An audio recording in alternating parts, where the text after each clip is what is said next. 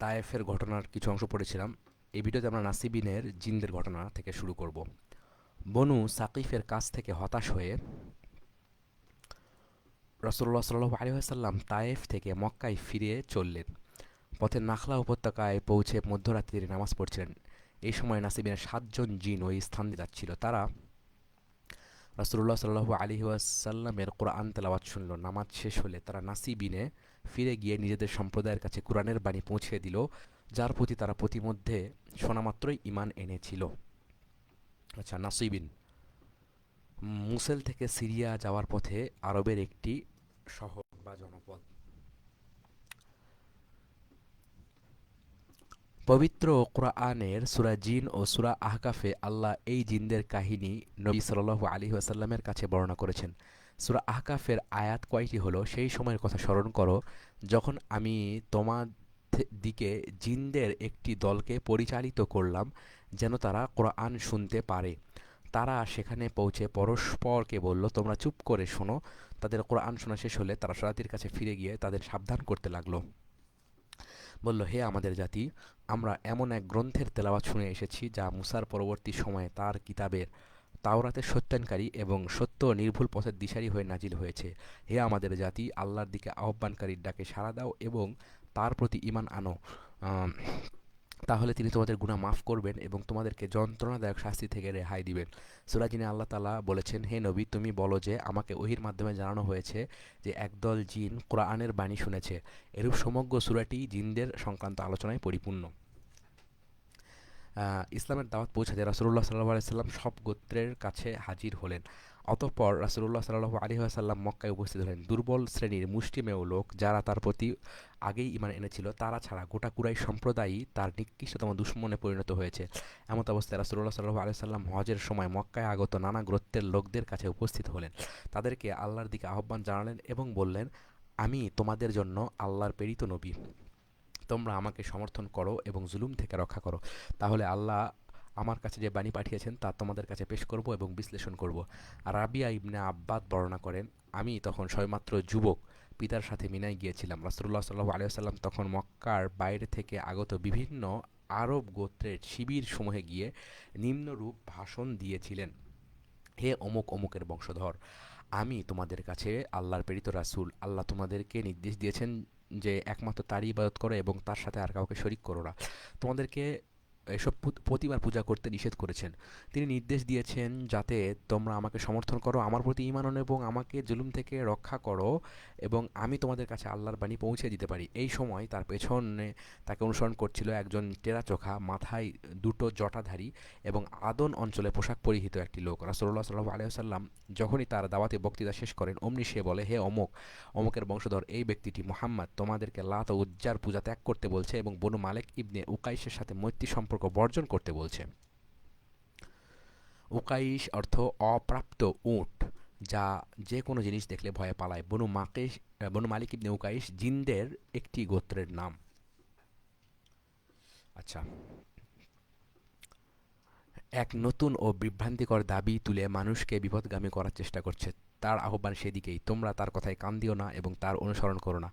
আমি আমার পিতাকে জিজ্ঞেস করলাম, মুহাম্মদ সাল্লাল্লাহু আলাইহি ওয়াসাল্লামের পিছু ধাওয়া করে যে লোকটি তার দাওয়াতকে খণ্ডন করার চেষ্টা চালাচ্ছে সে কে? তিনি বললেন, সে মোহাম্মদ চাচা আবু লাহাব, আব্দুল উজ্জা ইবনে আব্দুল মুত্তালিব। ইবনে ইসহাক বলেন, ইবনে শিহাব জুহুরি আমার কাছে বর্ণনা করেছেন যে রাসূলুল্লাহ সাল্লাল্লাহু আলাইহি ওয়াসাল্লাম ব্যক্তিগতভাবে কিন্দা গোত্রের লোকদের প্রতিটি শিবিরে গিয়ে আল্লাহর দিনের দাওয়াত দেন। কোন গোত্র? কিন্দা গোত্র। কিন্তু তাদের সর্দার মুলাইহ সহ সকলে তাকে প্রত্যাখ্যান করে। কিন্দা গোত্রের সর্দার হচ্ছে মুলাইহ। তিনি বনু আমের ইবনে সাসা গোত্রের লোকদের কাছেও যান, তাদেরকে আল্লাহর দিকে ডাকেন এবং নিজেকে তাদের সামনে পেশ করেন। জবাবে বাইহারা ইবনে ফিরাস নামে এক ব্যক্তি বলল, আমি যদি এই কুরাইশ যুবককে নিই তাহলে তার সাহায্যে গোটা আরব ভূমি দখল করতে পারবো। অতঃপর রাসূলুল্লাহ সাল্লাল্লাহু আলাইহি ওয়াসাল্লামের সাথে তার নিম্নরূপ সংলাপ হয়, বাইহারা, আচ্ছা, যদি আমরা তোমার আনুগত্য করি ও তোমার কাজে সহায়তা করি, অতঃপর আল্লাহ তোমাকে জয়যুক্ত করেন, তখন কি আমাদের হাতে ক্ষমতা ও কর্তৃত্ব দেবে? রাসূলুল্লাহ সাল্লাল্লাহু আলাইহি ওয়াসাল্লাম, ক্ষমতা ও কর্তৃত্ব আল্লাহর ইখতিয়ারাধীন, তিনি যাকে ইচ্ছা তা দান করেন। বাইহারা, তাহলে কি তাহলে শুধু তোমার খাতিরে সমগ্র আরব জাতির সামনে আমাদের বুক পেতে দেওয়ার কি অর্থ থাকতে পারে? তুমি বিজয়ী হলে তো ক্ষমতা চলে যাবে অন্যদের হাতে। তোমার এই কাজে আমাদের শরিক হওয়ার কোনো দরকার নেই। এভাবে বনু আমের গোত্র তাকে প্রত্যাখ্যান করলো। হজ শেষে লোকজন মক্কা ত্যাগ করে নিজ নিজ এলাকায় দিকে যাত্রা করলো। বনু আমের গোত্রের লোকজনও নিজ গোত্রের কাছে ফিরে গিয়ে তাদের গোত্রের এক অতিশয় বয়োবৃদ্ধ ব্যক্তির কাছে উপস্থিত হলো। বার্ধক্যের কারণে তিনি হজে যেতে পারতেন না। প্রতি বছরই তারা হজ থেকে ফিরে এসে ওই বৃদ্ধের কাছে যেত এবং সেখানকার ঘটনাবলী তাকে জানাতো। এ বছরই তারা ফিরে গেল এবং বৃদ্ধ তাদেরকে তাদের উৎসবের ঘটনাবলী জিজ্ঞেস করলো। তারা বলল, এবার কুরাইশদের এক যুবক আমাদের কাছে এসেছিল। বনু আব্দুল মুত্তালিব গোত্রের আরও একজন লোক তার পিছু পিছু এসেছিল। সেই যুবকের দাবি হলো সে নবী। সে আমাদের অনুরোধ জানিয়েছিল যে আমরা যেন তাকে অত্যাচার থেকে রক্ষা করি, তার সমর্থন করি এবং তাকে আমাদের এলাকায় নিয়ে আসি। এ কথা শুনে বৃদ্ধ তার নিজের মাথার উপর হাত দুখানা রাখলেন এবং বললেন, হে বনি আমের, তোমরা যা হারিয়ে এসেছো তা আবার ফিরে পাওয়া যায় কিনা ভেবে দেখো। কারণ ইসমাইলের বংশধর কখনো নবী হবার মিথ্যা দাবি করেননি। আল্লাহর শপথ, ওই যুবক যা বলছে সম্পূর্ণ সত্য। তোমরা কেন সঠিক সিদ্ধান্ত নিতে পারলে না? আব্দুল্লাহ ইবনে কাব বলেন, রাসূলুল্লাহ সাল্লাল্লাহু আলাইহি ওয়াসাল্লাম বনু হানিফা গোত্রের লোকদের সাথেও তাদের আস্তানায় গিয়ে দেখা করেন, তাদের কাছে আল্লাহর দিনের দাওয়াত পৌঁছান এবং তাকে সমর্থন দেওয়ার অনুরোধ জানান, কিন্তু তারা সবচেয়ে জঘন্যভাবে তাকে প্রত্যাখ্যান করে। রাসূলুল্লাহ সাল্লাল্লাহু আলাইহি ওয়াসাল্লাম এভাবে কাজ চালিয়ে যেতে লাগলেন। হজ কিংবা অন্য কোনো উপলক্ষে মক্কায় কিছু লোক সমবেত হলেই তিনি তাদের কাছে যেতেন। এভাবে প্রত্যেক গোত্রের কাছে ইসলামের দাওয়াত পৌঁছাতেন। তার কাছে আগত খোদাই রহমত ও হেদায়েত গ্রহণ করার জন্য তিনি অনুরোধ জানাতেন। যে কোনো নামকরা ও গণ্যমান্য আরব মক্কায় এসেছে জানতে পারলেই তিনি তার কাছে যেতেন এবং আল্লাহর দিনের দাওয়াত দিতেন।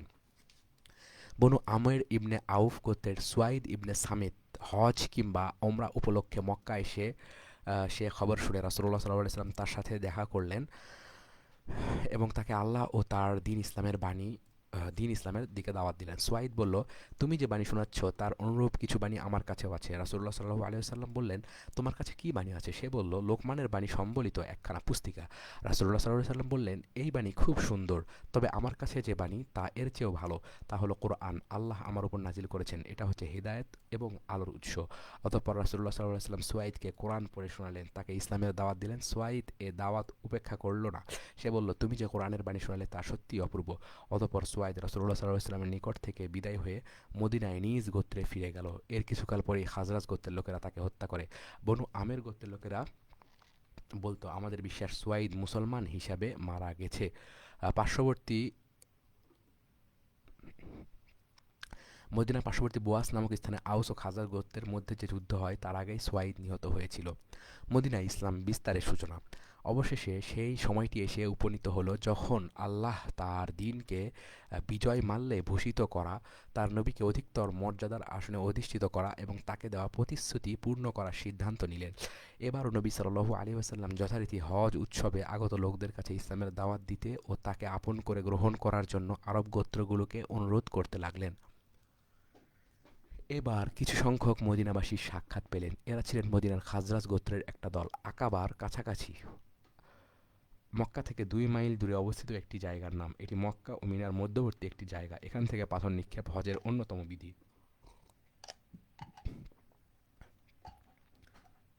আচ্ছা, আকাবার কাছাকাছি এক স্থানে তাদের সাথে তার সাক্ষাৎ ঘটে। আল্লাহ এই দলটির কল্যাণ সাধনের সিদ্ধান্ত নিয়েছিলেন বলেই এই ঘটনা ঘটেছিল। নবুয়তের 11 বছরে ঘটনাটি ঘটে।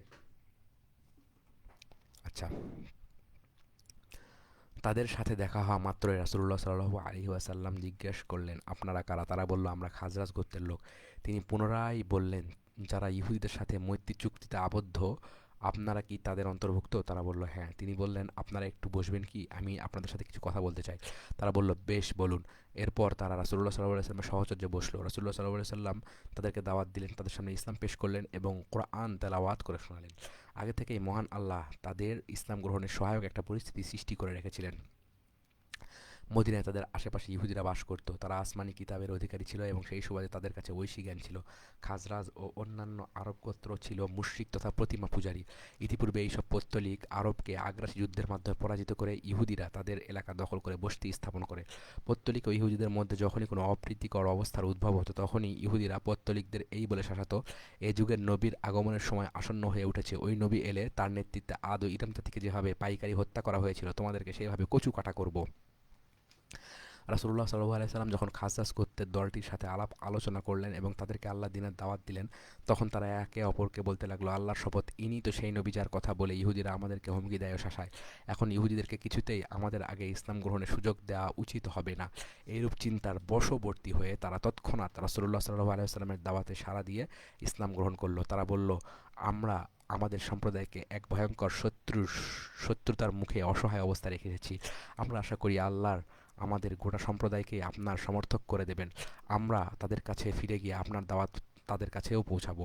আজ যে জীবন ব্যবস্থাকে আমরা গ্রহণ করলাম সেটা তাদের কাছেও তুলে ধরবো। আল্লাহ যদি তাদেরকে আপনার সমর্থক বানিয়ে দেন তাহলে আপনার চেয়ে সম্মানিত পরাক্রান্ত কেউ আর থাকবে না। এভাবে তারা ঈমান আনা ও ইসলামকে সত্য বলে মেনে নেওয়ার পর নিজ এলাকায় ফিরে গেলেন। যতদূর জানা যায় খাজ্জাজ গোত্রীয় এই দলটির সদস্য ছিল ৬ জন। মদিনায় পৌঁছে তারা রাসূলুল্লাহ সাল্লাল্লাহু আলাইহি ওয়াসাল্লামের বক্তব্য গোত্রের কাছে পেশ করলেন এবং তাদেরকে ইসলাম গ্রহণের আহ্বান জানালেন। এভাবে ক্রমে মদিনার প্রতিটি ঘরে ইসলামের দাওয়াত পৌঁছে গেল। এমন একটি বাড়িও অবশিষ্ট রইল না যেখানে রাসূলুল্লাহ সাল্লাল্লাহু আলাইহি ওয়াসাল্লামের কথা আলোচিত হতো না। আকাবার প্রথম বায়াত। পরবর্তী বছর আরও ১২ জন মদিনাবাসী হজ উপলক্ষে মক্কায় আসলো। তারা রাসূলুল্লাহ সাল্লাল্লাহু আলাইহি ওয়াসাল্লামের সাথে আকাবায় সাক্ষাৎ করলেন। রাসূলুল্লাহ সাল্লাল্লাহু আলাইহি ওয়াসাল্লামের নিকট ইসলাম গ্রহণপূর্বক অনৈসলামিক কার্যকলাপ পরিত্যাগ করার অঙ্গীকার করলেন।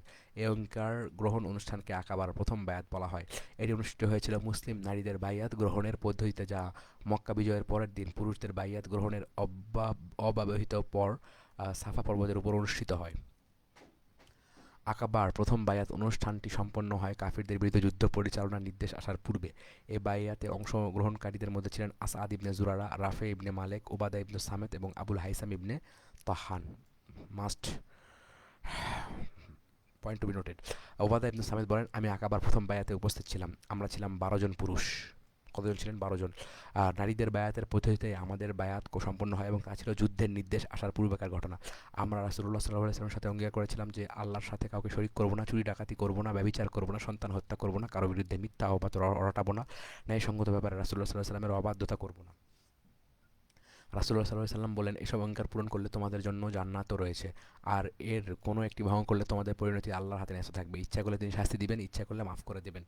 ইবনে ইসহাক বলেন, মদিনায় এই দলটি যখন নিজ সম্প্রদায়ের কাছে ফিরে গেল, রাসূলুল্লাহ সাল্লাল্লাহু আলাইহি সাল্লাম তাদের সাথে মুসাব ইবনে উমাইরকে পাঠিয়ে দিলেন তাদেরকে কোরআন পড়ানো, ইসলামী শিক্ষা দেওয়া, ইসলামী বিধানের তত্ত্ব বুঝিয়ে দেওয়ার জন্য। তিনি মদিনার শিক্ষাগুরুরূপে অভিহিত হতেন। তিনি মদিনার মুসলমানদেরকে নামাজও পড়াতেন, কেননা এক গোত্রের লোক অন্য গোত্রের লোকের ইমামতি করুক এটা আওস ও খাজাজ গোত্রদ্বয় পছন্দ করত না। আকাবার দ্বিতীয় বায়াত। কিছুদিন পর মুসাব ইবনে উমাইর মক্কা ফিরলেন। মদিনার কিছু কিছু নমুসলিম তাদের স্বগোত্রীয় পৌত্তলিকদের সাথে হজ উপলক্ষে মক্কা গেলেন। আইয়ামে তাশরিকের মাঝামাঝি সময়ে তারা সবাই আকাবায় সমবেত হওয়ার জন্য রাসূলুল্লাহ সাল্লাল্লাহু আলাইহি সাল্লামকে কথা দিলেন। আচ্ছা, ১০ই জিলহজের পরবর্তী ৩ দিনকে আইয়ামে তাশরিক বলা হয়। তাশরিক অর্থ চামড়া রোদ্দে শুকানো। তাশরিকের মিনিং কি? চামড়া রোদ্দে শুকানো।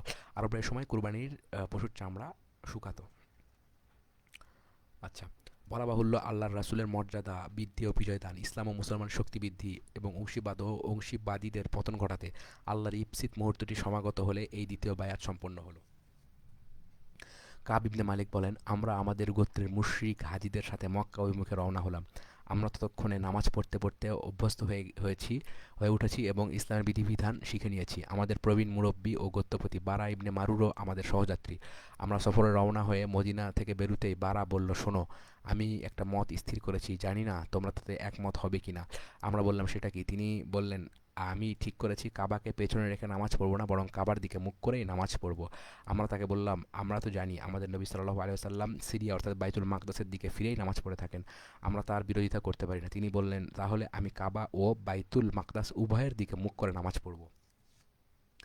আমরা বললাম, আমরা কিন্তু তা করব না। তাই নামাজের সময় হলে আমরা বাইতুল মাকদাসের দিকে মুখ করে নামাজ পড়তাম আর তিনি পড়তেন কাবার দিকে মুখ করে। এভাবে আমরা মক্কায় এসে পৌঁছালাম। তিনি যে জিদ ধরে এসেছেন তার জন্য আমরা তাকে তিরস্কার করতে এসেছি, কিন্তু তিনি কোনোভাবেই তার জিদ বর্জন করেননি। মক্কায় পৌঁছার পর তিনি আমাকে বললেন, ভাতিজা, আমাকে রাসূলুল্লাহ সাল্লাল্লাহু আলাইহি ওয়াসাল্লামের কাছে নিয়ে চলো। আমি তাকে জিজ্ঞেস করব সারা পথ আমি যেভাবে নামাজ পড়েছি তা ঠিক হলো কিনা। তোমাদেরকে যেভাবে আমার বিরুদ্ধে কাজ করতে দেখলাম তাতে আমার মনে সন্দেহের উদ্রেক হয়েছে। কাব ইবনে মালিক বলেন, অতঃপর আমরা রাসূলুল্লাহ সাল্লাল্লাহু আলাইহি ওয়াসাল্লামের সন্ধানে বেরুলাম। আমরা তাকে চিনতাম না এবং ইতিপূর্বে কখনো তাকে দেখিনি। একজন মক্কাবাসীর সাথে দেখা হলে আমরা তাকে জিজ্ঞেস করলাম, রাসূলুল্লাহ সাল্লাল্লাহু আলাইহি ওয়াসাল্লাম কোথায় আছেন? সে জিজ্ঞেস করলো, তোমরা কি রাসূলুল্লাহ সাল্লাল্লাহু আলাইহি ওয়াসাল্লামকে চিনো? আমরা বললাম, না। সে বলল, তার চাচা আব্বাস ইবনে আব্দুল মুত্তালিবকে কি চিনো? আমরা বললাম, হ্যাঁ, আমরা আব্বাসকে আগে থেকে চিনতাম, তিনি আমাদের এলাকা দিয়ে ব্যবসা উপলক্ষে যাতায়াত করতেন। মক্কাবাসী লোকটি বলল, মসজিদে হারামে প্রবেশ করে যাকে আব্বাসের সাথে বসা দেখবে তিনি রাসূলুল্লাহ সাল্লাল্লাহু আলাইহি ওয়াসাল্লাম। আমরা মসজিদে হারামে প্রবেশ করে দেখলাম আব্বাস বসে আছেন আর তার সাথে রাসূলুল্লাহ সাল্লাল্লাহু আলাইহি সাল্লামও বসে আছেন। আমরা সালাম দিয়ে তার কাছে গিয়ে বসলাম। রাসূলুল্লাহ সাল্লাল্লাহু আলাইহি সাল্লাম আব্বাসকে জিজ্ঞেস করলেন, তুমি কি এই দুই ব্যক্তিকে চিনো? তিনি বললেন, হ্যাঁ, আমি তাদেরকে চিনি। ইনি গোত্রপতি বারা ইবনে মারুর আর ইনি কাব ইবনে মালিক। একথা শুনে রাসূলুল্লাহ সাল্লাল্লাহু আলাইহি সাল্লাম আমার সম্পর্কে যা বললেন তা আমি কখনো ভুলতে পারবো না। তিনি বললেন, কবি কাব ইবনে মালিক নাকি? আমি বললাম, হ্যাঁ। তখন বারা বললেন, হে আল্লাহর নবী, আমি এই সফরে বের হওয়ার পূর্বেই আল্লাহ আমাকে ইসলাম গ্রহণের তৌফিক দান করেছেন। এরপর আমি সিদ্ধান্ত নিলাম কাবা শরীফকে পেছনে করে নামাজ পড়বো না। তাই আমি কাবার দিকে মুখ করে নামাজ পড়তে লাগলাম, কিন্তু আমার সঙ্গীরা আমার মত অগ্রাহ্য করেছে। এজন্য আমি সংশয়াপন্ন হয়ে পড়েছি। হে আল্লাহর রসুল, আপনি কোনটা সঠিক মনে করেন? রাসূলুল্লাহ সাল্লাল্লাহু আলাইহি সাল্লাম বললেন, কিবলার দিকে নামাজ আহ, তুমি একটা কিবলার দিকে নামাজ পড়তে, ধৈর্য ধরে সেই কিবলার অনুসরণ করলে ভালো হতো। এরপর বারা রাসূলুল্লাহ সাল্লাল্লাহু আলাইহি সাল্লামের কিবলাকে মেনে নিলেন এবং আমাদের সাথে বাইতুল মাকদাসের দিকে মুখ করে নামাজ পড়তে লাগলেন। পরে আমরা হজের উদ্দেশ্যে রওনা দিলাম। আইয়ামে তাশরিকের মাঝামাঝি সময়ে রাসূলুল্লাহ সাল্লাল্লাহু আলাইহি ওয়াসাল্লামের সাথে আকাবায় সাক্ষাতের ওয়াদা করলাম। যেদিন হজের অনুষ্ঠানাদি শেষ হলো তার পরবর্তী রাতটাই ছিল আমাদের রাসূলুল্লাহ সাল্লাল্লাহু আলাইহি ওয়াসাল্লামের সাথে মিলিত হবার প্রতিশ্রুত রাত। তখন আমাদের সাথে ছিলেন আব্দুল্লাহ ইবনে আমর ইবনে হারাম আবু জাবির। তিনি ছিলেন অন্যতম সম্মানিত সমাজপতি। তাকেও আমরা সাথে নিলাম। কিন্তু আমাদের সাথে কারা আছে আর আমরা কি করতে চাচ্ছি তা আমাদের সহযাত্রী গোত্রীয় মুশরিকদের ঘূর্ণাক্ষরেও জানতে দেয়নি। আমরা আবু জাবিরকে বললাম, হে আবু জাবির, আপনি আমাদের একজন সম্মানিত সর্দার। আপনি যে জীবন পদ্ধতি অনুসরণ করছেন তা আমাদের দৃষ্টিতে অত্যন্ত গর্হিত ব্যাপার। আপনি পরকালে দোজখের আগুনে নিক্ষিপ্ত হন তা আমরা চাই না। অতঃপর তাকে ইসলামের দাওয়াত দিলাম এবং তাকে জানালাম আজ আকাবাতে রাসূলুল্লাহ সাল্লাল্লাহু আলাইহি সাল্লামের সাথে আমাদের মিলিত হবার কথা রয়েছে। আবু জাবির তৎক্ষণাৎ ইসলাম গ্রহণ করলেন এবং আমাদের সাথে আকাবার বায়াতে অংশগ্রহণ করলেন। এরপর তিনি একজন আহ্বায়কে পরিণত হন। সেই রাতে আমরা আমাদের কওমের লোকদের সাথে কাফেলার মধ্যেই ঘুমালাম। রাত 1/3 অতিক্রান্ত হওয়ার পর আমরা রাসূলুল্লাহ সাল্লাল্লাহু আলাইহি ওয়াসাল্লামকে দেওয়া ওয়াদা মোতাবেক আকাবার উদ্দেশ্যে বেরিয়ে পড়লাম। নিশাচর পাখির মতো অতি সন্তর্পণে ও অতি গোপনে বেরিয়ে পড়লাম। পথ চলতে চলতে আমরা আকাবার নিকটবর্তী গিরিবর্তে গিয়ে সমবেত হলাম। আমরা সর্বমোট ৭৩ জন লোক জমায়েত হলাম। আমাদের সাথে দুজন মহিলাও ছিলেন, তারা হলেন মুসাইব বিনতে কাব ও আসমা বিনতে আমর ইবনে আদি। কারা কারা? মুসাইব বিনতে কাব ও আসমা বিনতে আমর ইবনে আদি। 39। ইবনে ইসহাক বলেন, রাসূলুল্লাহ সাল্লাল্লাহু আলাইহি সাল্লাম কোনো মহিলাদের হাত স্পর্শ করতেন না, তিনি শুধু মৌখিক অঙ্গীকার নিতেন। তারা অঙ্গীকার করলে তিনি বললেন, তোমরা যেতে পারো, তোমাদের বায়াত সম্পন্ন হয়েছে। কাব ইবনে মালিক বলেন, আমরা গিরিবর্তে সমবেত হয়ে রাসূলুল্লাহ সাল্লাল্লাহু আলাইহি ওয়াসাল্লামের প্রতীক্ষায় রইলাম। অবশেষে তিনি তার চাচা আব্বাস ইবনে আব্দুল মুত্তালিবকে সাথে নিয়ে সেখানে পৌঁছালেন। আহ, তখনও আব্বাস ইসলাম গ্রহণ করেননি। আচ্ছা, তখন আব্বাস ইসলাম গ্রহণ করেননি, তিনি কেবল ভ্রাতুষ্পুত্রের ওই গুরুত্বপূর্ণ কাজটি প্রত্যক্ষ করা ও তার নিরাপত্তা সম্পর্কে নিশ্চিত হবার জন্য এসেছিলেন। রাসূলুল্লাহ সাল্লাল্লাহু আলাইহি ওয়াসাল্লাম যখন বৈঠকে বসলেন তখন সর্বপ্রথম আব্বাস আমাদের সাথে কথা বললেন। তিনি বললেন, হে খাজরাজ গোত্রের জনমণ্ডলী, মুহাম্মদ আমাদের মধ্যে কিরূপ মর্যাদার অধিকারী তা আপনার নিশ্চয় জানা আছে। তাকে তার সম্প্রদায়ের লোকদের জুলুম নির্যাতন থেকে আমরা এ যাবৎ রক্ষা করেছি। তার সম্প্রদায়ের মধ্যে তিনি একটা বিরল দৃষ্টান্ত স্থাপন করেছেন। ফলে তার সম্প্রদায় ও জন্মভূমিতে তিনি সম্মান ও নিরাপত্তার অধিকারী। তা সত্ত্বেও আপনাদের প্রতি তার অদম্য আগ্রহ এবং আপনাদের মধ্যেই তিনি থাকতে কৃতসংকল্প।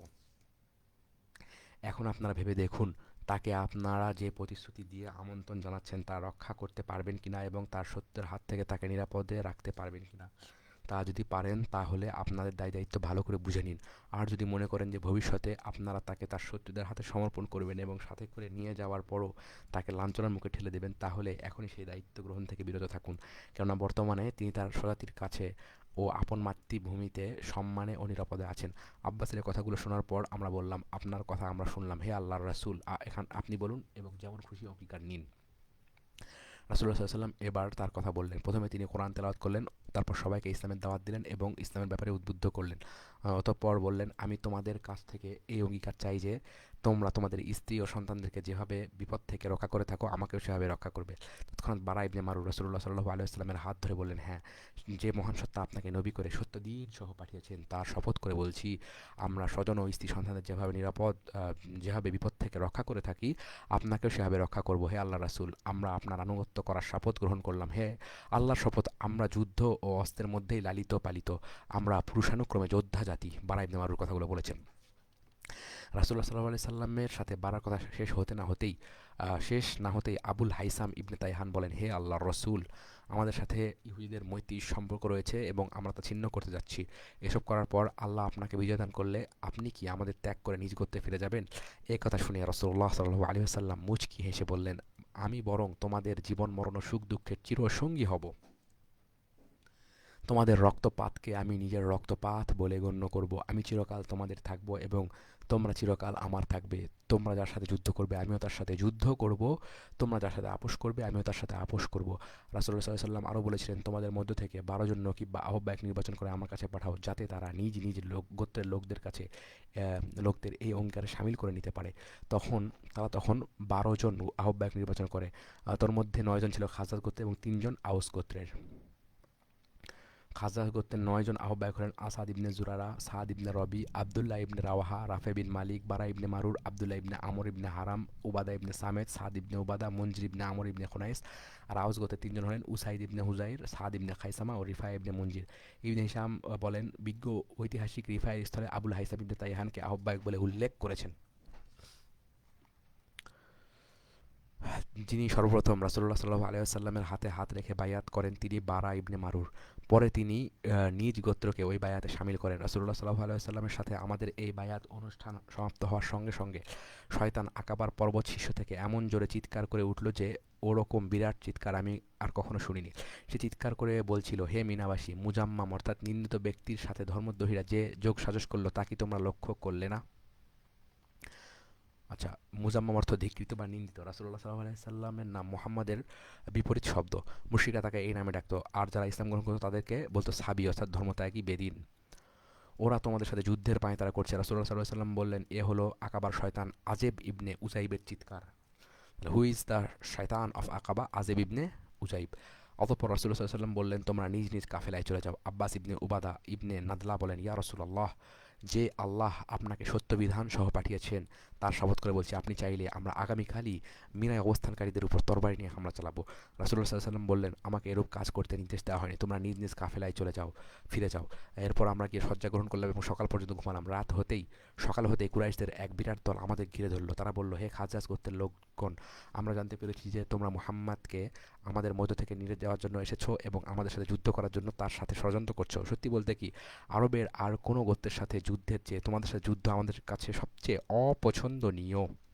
একথা শুনে আমাদের গোত্রে যেসব মুশরিক সেখানে ছিল তারা আল্লাহ শপথ করে বলতে লাগলো, এ ধরনের কোনো ষড়যন্ত্র এখানে হয়নি এবং আমরা তেমন কিছু ঘটেছে বলে জানি না। আচ্ছা।